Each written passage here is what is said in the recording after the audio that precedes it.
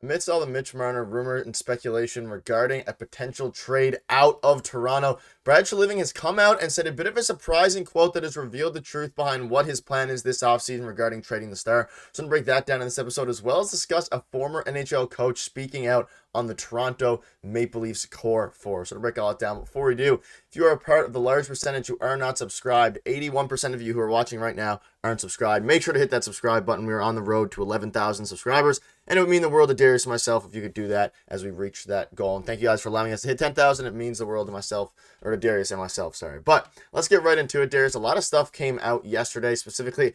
We know about the Mitch Marner trade talks. We know about some more quotes that came out regarding Elliot Friedman. We saw this yesterday, how Marner plans to honor the final year of his contract, and we weren't really sure about whether this was a media ploy by the Mitch Marner's camp, whether his agent Darren Ferris actually wants Mitch Marner to do this is up in the air. But Brad Treliving came out and shed some light on the exact situation that is going down regarding his plan for Mitch Marner. And he says, quote, Mitch controls a lot of this thing regarding his no trade clause. If there's a way to make our team better, we're going to do it. But we're certainly not going to make a trade just so we can pound our chest and say, look, we're different. And again, that was Brad Treliving on Mitch Marner, on a Mitch Marner trade via Pierre LeBrun. So this is interesting, Darius. Now we have some things to discuss because the GM finally came out and spoke out about a potential Mitch Marner move. And it seems like he won't just trade him for the sake of trading him, but he also definitely did not shut down a potential trade out of Toronto for Mitch Marner.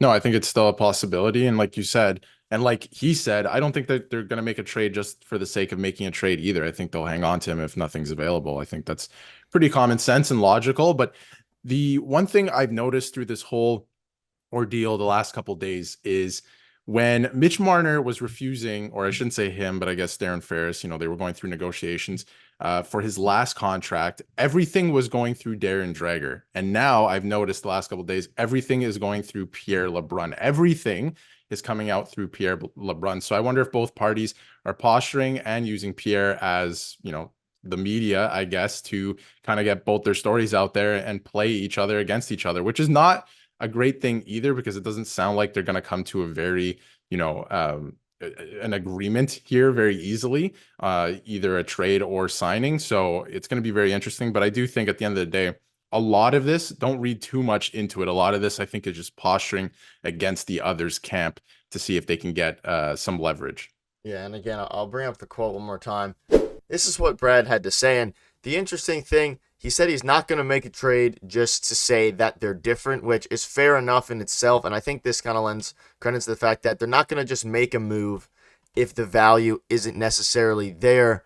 But Darius, do you have any thoughts on that specific part? Because it's a little bit worrisome, because I think they definitely need to make a move, regardless of if they think that it's just for the fact to make a move. I mean, you wouldn't never trade Mitch Marner just to say that you're making a move, because you would get a decent haul back, and he is probably the third best player on the team and is a big part of the core four.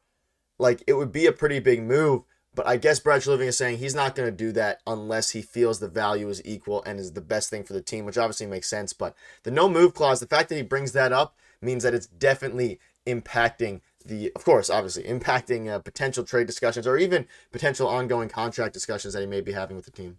Oh, of course it is. It's a no movement clause, right? It's going to make life difficult for Brad Treliving. But reading kind of in between the lines there, I'm picking up that they're going to look to move him at least, right? And if nothing is really great out there, they're just not going to make a trade. And that's not to say that they won't make a trade that's of lesser value just to get rid of him and open up that cap space, maybe make the team better. I do think they still do that if something's out there. But I think what he's trying to say is, obviously, we're probably not going to win a trade here, but if we do move him, it's not going to be for nothing just for the sake of moving him. And I think that's totally logical, and that's all good. I think I'm on side with that. Even if they have to keep him, I think that they absolutely need something for him. Yesterday, we talked about the possibility of Mitch Marner playing out this season, like you said, honoring the contract and then walking. I think that would be a disaster for the Leafs too. You get nothing out of this player, out of this asset, right? So, I'm not sure what's going to happen here. There's a lot of both camps playing with the media, playing with each other. So it's going to get really interesting here. I think probably after July 1st, we'll start to actually see some movement, and the Leafs probably calling teams and whatnot. But I agree with Treliving. Don't make a trade just for the sake of making a trade. But at the same time, I'm not sure you're going to win that trade. Yeah, you probably won't. You rarely see a time where the team that's given up the star wins the trade. But at the same time, it's happened before, so I wouldn't completely count it out. And again, if you missed yesterday's video, basically Elliot Freeman, I'll just give you guys a quick update on this. Again, Marner's situation, would not be surprised if he plays it out over the season because of the contract negotiations. And there's some PR stuff going on here regarding Freeman reporting that ownership, front office of the Leafs don't want bad, media attention regarding and fan reaction, especially regarding Mitch Marner, which I wouldn't be too worried about. Just make the team good. And there's some other fan, I guess, quotes here, fan reactions regarding Mitch Marner. So Alex Hobson says, kind of wild how Leafs fans have been gaslit and not only believe Marner is a 100-point player, but that he does it every season. He's literally never done it, not once. Now, that's a very interesting point. I have seen a lot of people referring to him as a 100-point player. I think when people say that, they mean that, fully healthy, all things being equal, he probably could reach it. I think it's the type of thing, sorry to cut you off, where Cole Caulfield, not to take a shot at the Habs, Cole Caulfield is the best 50 goal scorer to never score 50 goals. So it's that kind of thing where there's potential there to hit that, but he never has. So I think that's what that is really. Yeah, and a lot of people say he's a 100-point player. I think he has the potential to reach 100 points, but he has to actually do it and show up. And again, plans to honor the final year of his contract. And we're talking about this as if he's not that he's a bad player or anything. We bring up his stats a lot here. He had 85 points last year in 69 games. Sure, if he played all 82, he probably could reach the 100-point threshold, but he has yet to do that. And it's going to be interesting to see what he does in a healthy year, whether that's or not even a healthy year, in a full year with playoff success, because no one really, the regular season is not really an issue for Mitch Marner. It's the playoffs and him flaring out and him not showing the effort that other players have, especially last year on the Leafs. So it's going to be interesting to see. Let us know what your thoughts are on that. But Darius, I do want to touch on this. Former head coach Rick Bowness of the Winnipeg Jets, he said this on the Maple Leafs and on specifically Mitch Marner. The high-end skill guys, yeah, they mean more. Do they have to make some changes to their game? Usually they do in order to win. Speaking directly out on Mitch Marner. And he also came out and said, I'm talking about goaltending, saying you need elite goaltending if you want to make the cup, kind of referring to the Leafs having, Joseph Wally, Samsonov, all those things. What are your thoughts on Rick Bowness's quote regarding Mitch Marner? It's a bit of an interesting one. Yeah, well, I certainly like him as a coach, and I think he's right. And that interview was with Nick Alberga, and I think it's a great quote that came out of that, honestly, because he's absolutely right. If you look at Alex Ovechkin, this is my favorite example of it. It's a skilled player who couldn't get the job done. They couldn't make it past the second round for years and years, maybe 12 years. I think they finally won the Stanley Cup in their 13th year together or something like that.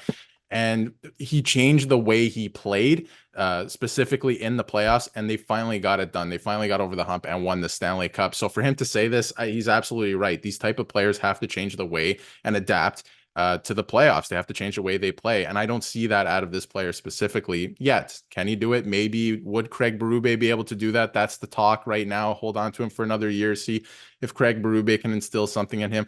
I'm not sure at this point in his career you can get that change. We saw it with Ovechkin, but there's a lot of players that get to this age and they just never change. They are the player that they are. So I wonder if that is even a possibility at this point. But I love the quote from Bowness. You have to change. You have to adapt to playoff hockey and change your game a little bit if you want to win. And I haven't seen that out of majority of the Leafs, honestly. Yeah, and shout out to Rick Bowness on his retirement. Hope you go with that. But yeah, very interesting quote. He has to do it. He's yet to do it, and that's why this conversation is even being had regarding Mitch Marner. But that'll wrap it up. Let us know in the comments what your thoughts are on all of this. Make sure to hit the subscribe button. We'll see you soon.